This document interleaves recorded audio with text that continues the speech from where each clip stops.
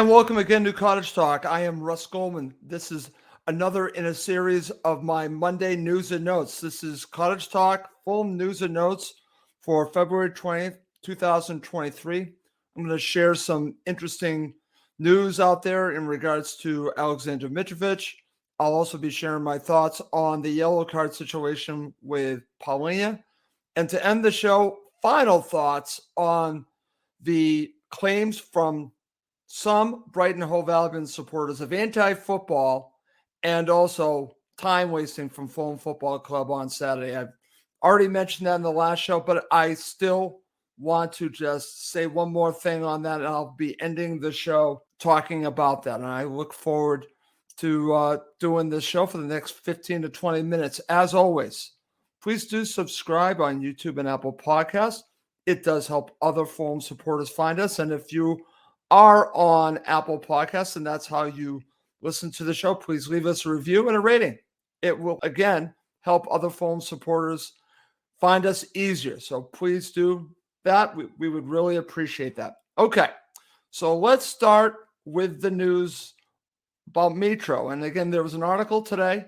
I kind of heard a little bit about that before today, but again, this is an article from Dom Smith in the London Evening Standard. Here is the headline. Fulham uncertain over Alexander Mitrovic's return date as striker remains injury doubt for Wolves clash. That's the headline from Dom Smith. So if you go into the article, it actually says hamstring injury persisting for star striker after missing Brighton win. So this is a hamstring injury. What's interesting, according to Dom Smith, we have been hearing that it was, again, he had been dealing in the past with an ankle injury. This might be something different, a hamstring injury, and these can be tricky. So here are some quotes that Mr. Smith got from Marco Silva in regards to Mitro, and I'm going to share them with you. And again, you could see this if you read the London Evening Standard. These are quotes from Marco Silva. Quote, Mitro got a minor injury in the muscle. He had a small issue in the warm-up before the Nottingham Forest game. He doesn't look really seriously injured. It's probably a minor injury. I don't know if he will be ready for Wolves, that's in parentheses, or just for Leeds, unquote. So here's the situation with Mitro.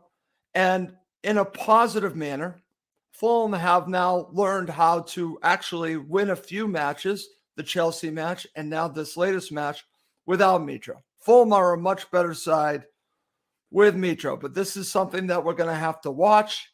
Will he be out for the match against Wolves? Will he be out further against Leeds United or even beyond that?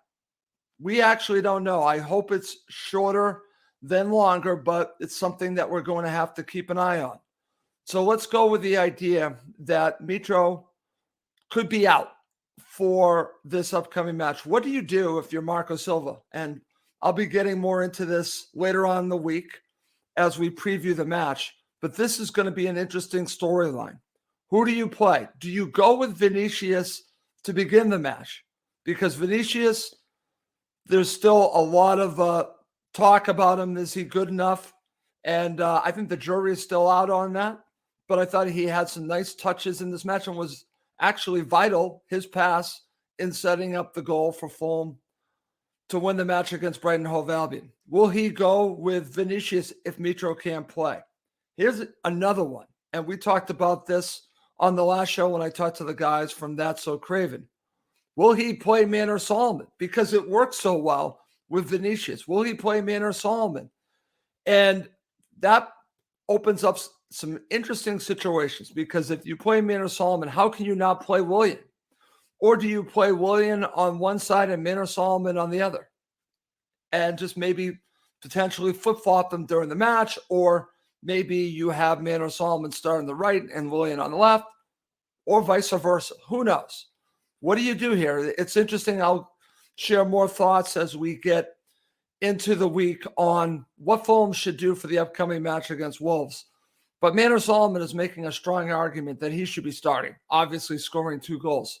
I think we need to see more from him. I think we need to see him starting. I know he started against Sunderland, but it's a different level, and I think you will see a different type of player when he plays against Premier League opponents. So I think he's ready to start, but what do you do? And then in the case of Vinicius, I would rather start Vinicius, I'm going to say it right now, than playing Bobby Decordova-Reid in that role. I don't think it worked.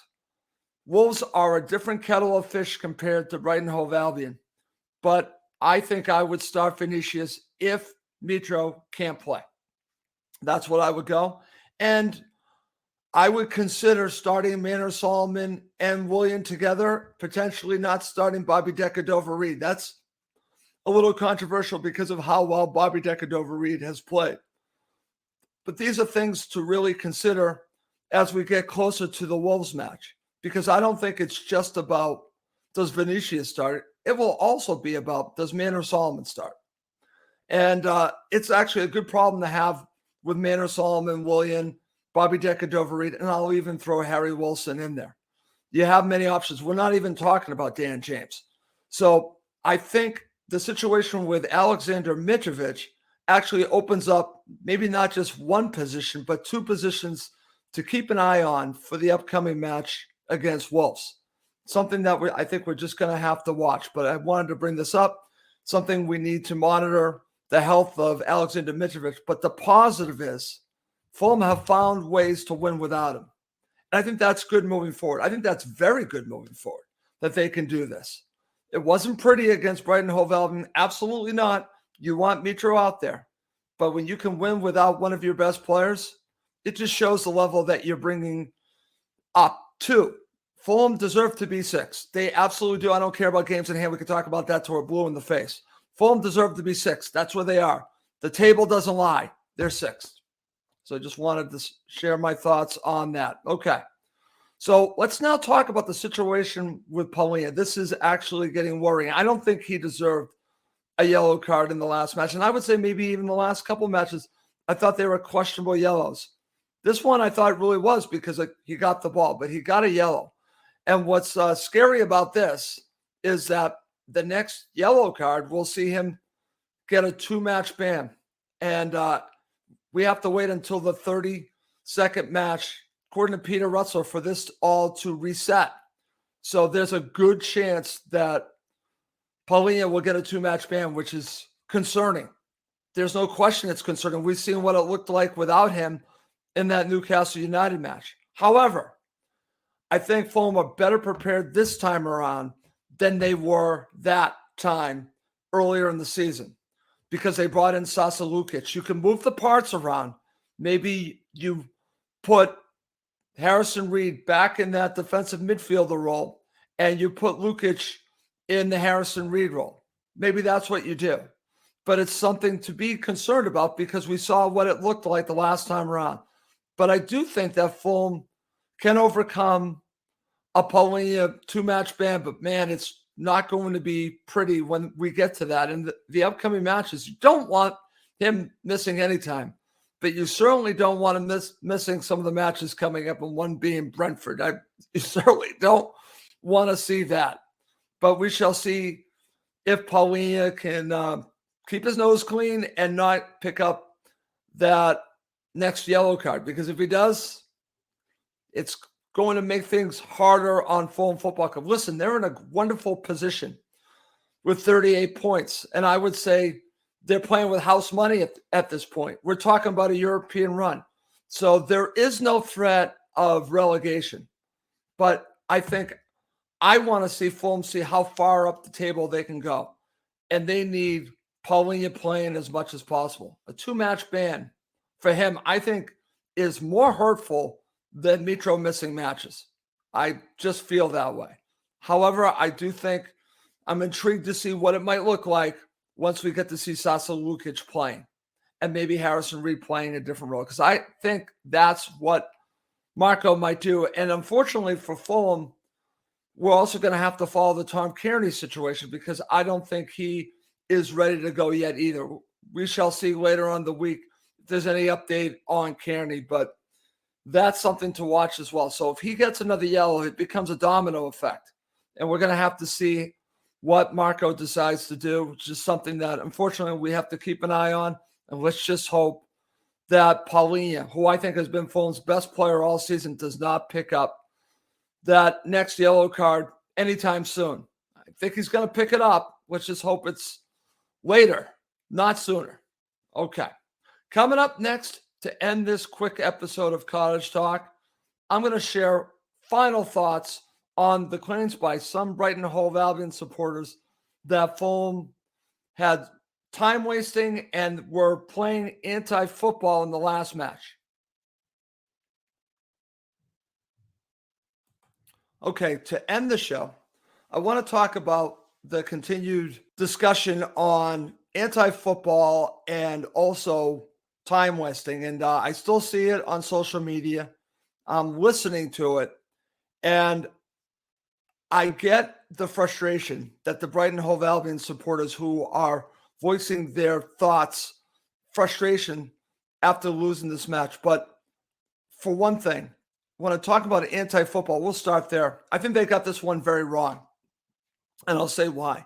Because I watch every Fulham match. We all watch Fulham matches. And Fulham did not go into this match trying to just stifle Brighton Hove Albion. They came in there to play on the front foot.